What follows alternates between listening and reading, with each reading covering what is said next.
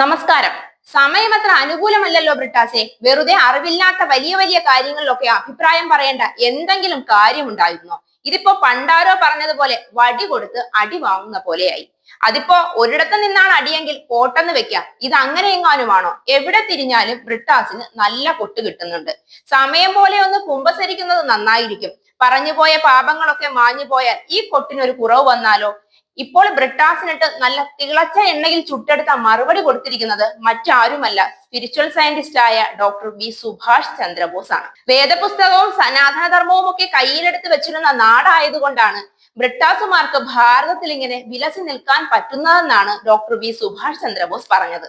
അതായത് സമാധാനത്തിനും ദൈവിക ചിന്തയ്ക്കും കർമ്മ എന്നൊരു വിശ്വാസത്തിനുമൊക്കെ മുൻതൂക്കം നൽകി ജീവിക്കുന്ന ഹിന്ദുക്കളുടെ നാടായതുകൊണ്ടാണ് ബ്രിട്ടാസിനൊക്കെ വായിൽ തോന്നിയത് കോതയ്ക്ക് പാട്ട് പോലെ പാടി നമ്മുടെ ഭാരതത്തിൽ ജീവിക്കാൻ പറ്റുന്നത് എന്ന് സാരം.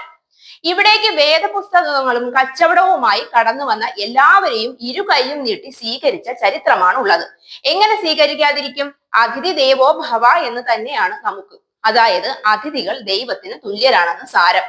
കൊടുങ്ങല്ലൂരിൽ അറബികൾക്ക് സ്ത്രീകളില്ല എന്നും വിവാഹം കഴിക്കാൻ സ്ത്രീകളെ നൽകണമെന്നും ആവശ്യപ്പെട്ടപ്പോൾ രാജാവ് സദസ്സ് വിളിച്ച് ചർച്ച ചെയ്ത് അവരുടെ ആവശ്യം യഥാർത്ഥമാണെന്ന് കരുതി അത് അനുവദിച്ചു കൊടുത്ത നാടാണ് നമ്മുടേത്. ഇസ്ലാമുകളോട് വ്യക്തിവിദ്വേഷം വെച്ച് പുലർത്തുന്നു എന്ന് ആരോപിക്കുന്ന ഒരു നാടിന്റെ ഹിന്ദു ഭരണ ചരിത്രമാണ് ഇതെന്ന് ഓർക്കണം.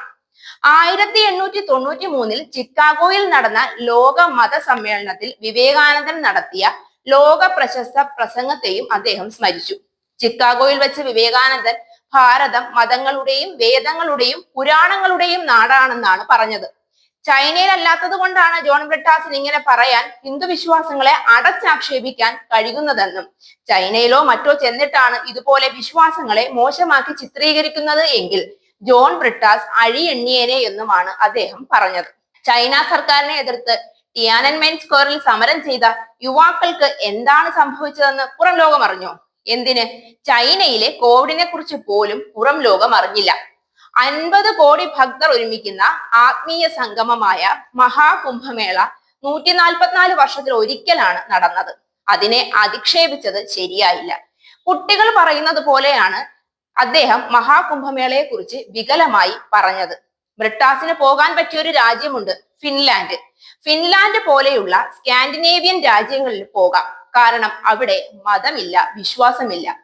അവിടേക്ക് വേണമെങ്കിൽ ജോൺ ബ്രിട്ടാസിന് പോകാം. ഒരു വിവാദവുമില്ല. ഭാരതം എന്നത് എല്ലാത്തരം ആളുകളെയും ഉൾക്കൊള്ളുന്ന നാടാണ്.